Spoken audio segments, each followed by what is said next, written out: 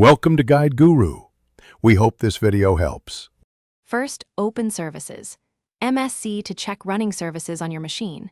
Look for SQL Server with instance name MS SQL Server or your named instance. Confirm the SQL Server service status is running. If it is stopped, right-click and start the service now. Also find SQL Server Browser and start it for named instance discovery.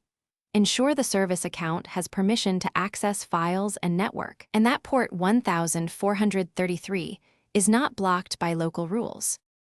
Next, verify your network and firewall settings allow SQL connections. Open Windows Firewall and create an inbound rule for TCP port 1433.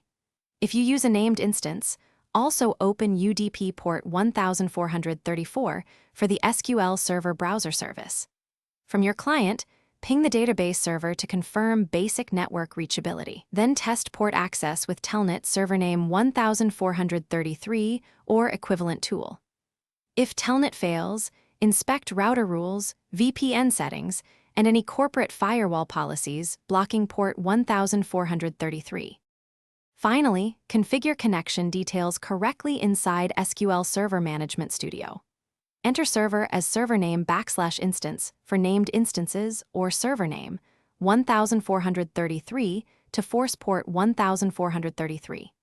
Choose Windows Authentication for integrated security or SQL Server Authentication with a valid username. Type the correct password and avoid extra spaces. Click Options to set connection timeout to 30 seconds if connections often time out.